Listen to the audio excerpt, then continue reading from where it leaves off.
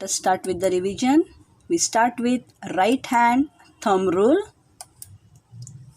Imagine that you have held the conductor in your right hand in such a way that your thumb points in the direction of the current.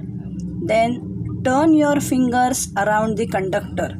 All these concepts are already explained to you, and I have already told you that whenever any rule is asked in the exam, it may be state right hand thumb rule or Fleming's left hand rule or right hand rule, compulsorily you have to draw the diagram.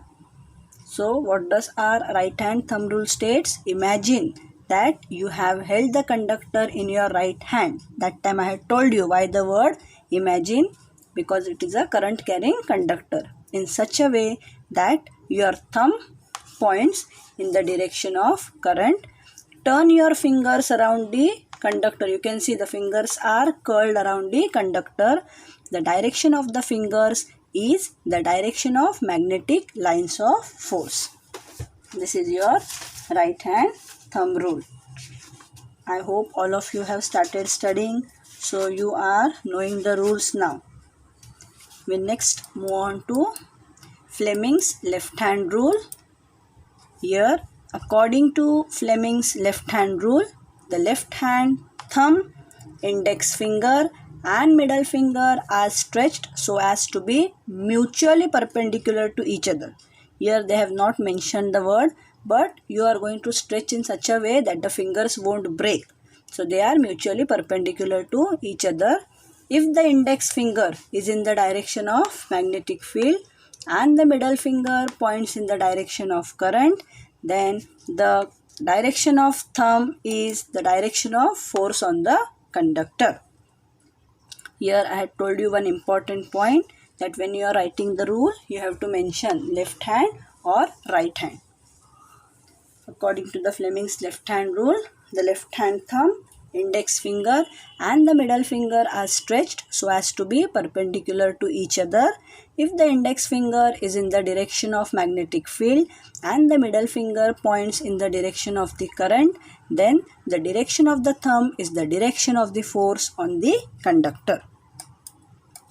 Next, after left hand rule, we move on to the Fleming's right hand rule. Stretch the thumb, the index finger and the middle finger of which hand now? Of the right hand, in such a way that they are perpendicular. You can see mutually they are perpendicular to each other. In this position, the thumb indicates the direction of motion of the conductor, the index finger the direction of magnetic field, and your middle finger will show the direction of induced current. You know now what is induced current based on Faraday's law of induction. This rule is known as Fleming's right hand rule. So today once again we have revised all the three rules: right hand thumb rule, Fleming's left hand rule and Fleming's right hand rule. Now we move on to our important concepts, that is electric motor, its construction, working, and electric generator, that is AC generator, its construction and working. So let us begin with children. These are very important topics of the chapter.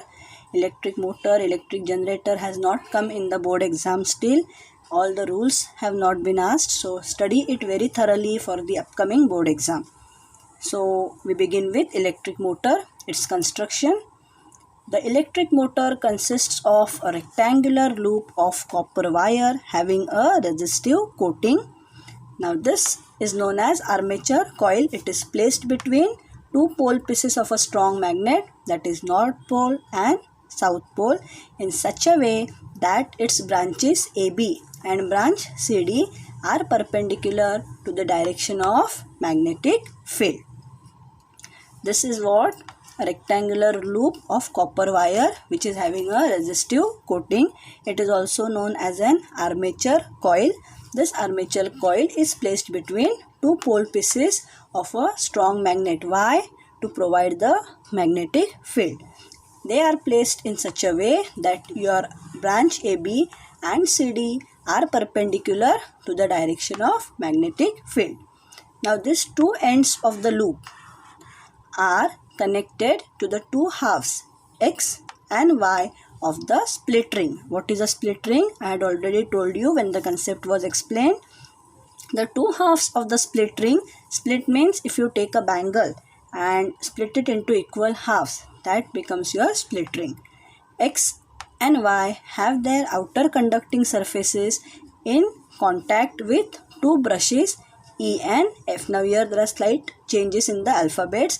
Here there are the two carbon brushes, that is E and F.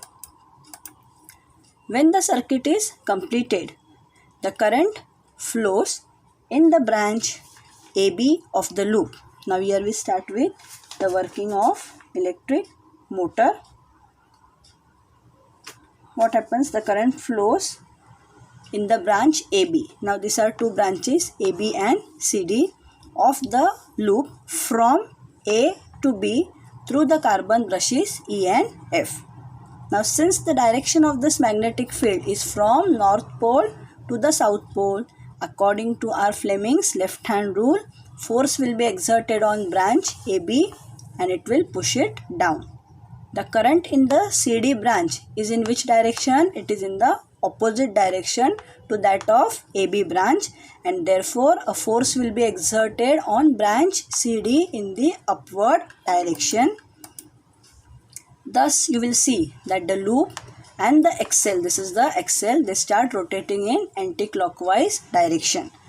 What happens after exactly half rotation? These two halves of the split ring X and Y, they come in contact with the brushes F and E. Now the position of brushes is shifted and the current in the loop starts flowing from the direction DCBA. Now you will see that the force is exerted on branch DC in the downward direction because they have moved over here, and BA will be in the upward direction, and the loop will continue to rotate in anti-clockwise direction. Thus you will see that the current in the loop is reversed after every half rotation, and the axle will continue to rotate unless and until the current is supplied to the coil. And who is supplying the current to the coil? This battery. And that is why I had told you, once again I am repeating today, that if you are drawing electric motor without the battery, you will get a full zero for your diagram. Battery, showing of the battery is very, very important. Let us move to the electric generator. You have to study in your syllabus AC, that is alternating current generator. A copper wire coil ABCD is kept between two pole pieces of a magnet. Again I have told you to provide the magnetic field. Two ends of the coil are connected to the two rings are there here now, R1 and R2, via carbon brushes.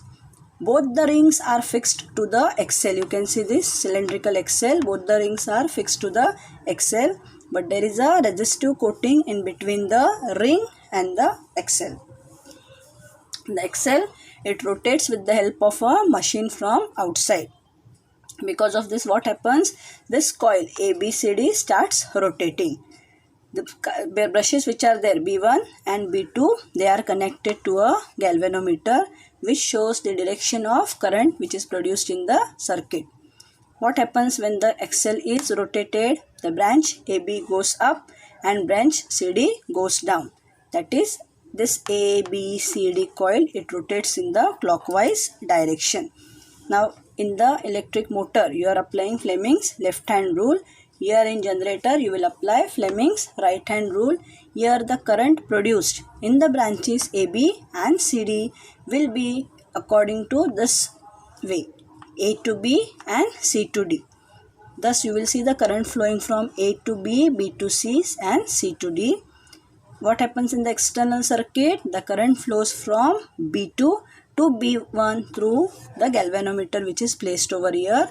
Exactly after half rotation, your branch AB will take the position of branch CD and CD will take the position of branch AB, and now the current will flow in the opposite direction. D, CD has come here to D to C, C to B and B to A.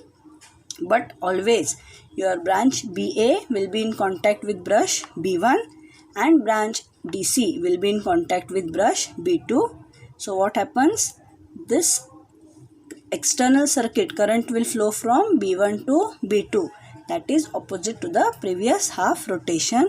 This will go on repeating after every half rotation, and the current produced will be of alternating nature, and hence the name of the generator is AC generator, that is alternating current generator. So from this chapter we have revised all the important concepts today. We have seen the three rules, that is Fleming's left hand rule, Fleming's right hand rule, and right hand thumb rule.